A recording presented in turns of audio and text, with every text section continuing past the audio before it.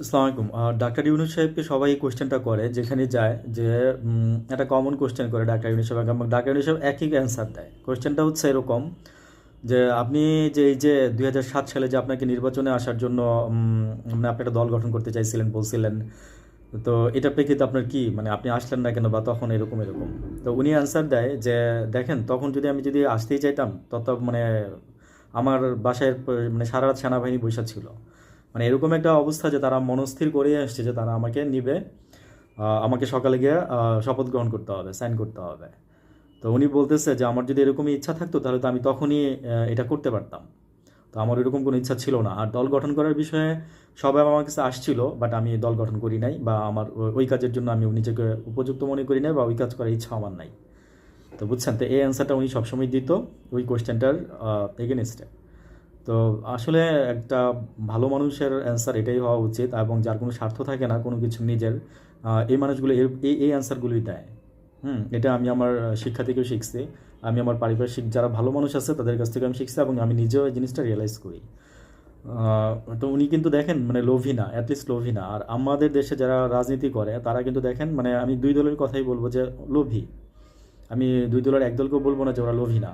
হয়তো ব্যক্তি বিশেষে কিছু মানুষ ভালো, যেমন খালেদা জিয়া ভালো, তারেক রহমান ভালো, কিন্তু এরপরে আমি আর দেখি না যে দুই চারজন আছে আশেপাশে ভালো বলার মতো। তারপরে অন্য অন্য দলের হয়তো বা অন্যান্য অনেকেই ভালো আছে। আর আপনার ওনাকে এই কোয়েশ্চেনটা করতো, তো করার পিছনে উনি এই অ্যান্সারটা সবসময় দিত, সবসময় দেয়, এবং এখন উনি এই কথাটা খুব সুন্দর করে বলে যে আমার রাজনীতি করার কোনো ইচ্ছা আমার নাই।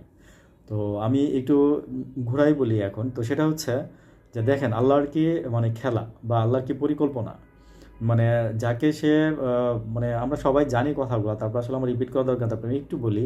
মানে পদ্মা সেতু থেকে চুবাই আইনে উঠায় আর সেতুতে আবার রাখতে হবে যেন মরে না যায়, হ্যাঁ। আর সেই ব্যক্তি এখন দেশ চালাইতেছে। মানে এটা কখনো আমরা কেউ ভাবছিলাম? আমরা একশোতে যদি বলি যে 200% আমরা কেউ ভাবি নাই, আমরা বলবো যে না আসলে আমরা কেউই ভাবি নাই।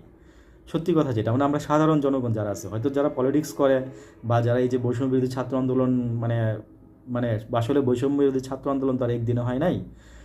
এটা হইতেও সময় লাগছে, এটা ঘুরে উঠতেও সময় লাগছে। তো এটার পিছনে অনেক ইতিহাস আছে, হিস্টোরি আছে, তো এগুলো বলবো আমি একটা ভিডিওতে যে কীভাবে এই বৈষম্য বিরোধী ছাত্র আন্দোলন মানে ঘুরে উঠছে। তো যাই হোক, ইউনূস সাহেবকে আমি অনেক ধন্যবাদ দিই যে আসলে শেষ পর্যন্ত আমরা এরকম একটা আমরা আমাদের এই জেনজি সহ প্লাস আমাদের কিছু জেনারেশন আমরা এরকম একজন লোককে আমরা আমাদের মানে সরকার দেখতে পারছি, যেই সরকারই হোক, অন্তর্বর্তীকালীন সরকার হোক আর যেই সরকারই হোক। ওকে, থ্যাংক ইউ, ভালো থাকবেন, ওনার জন্য সবাই দোয়া করবেন। আসসালামু আলাইকুম।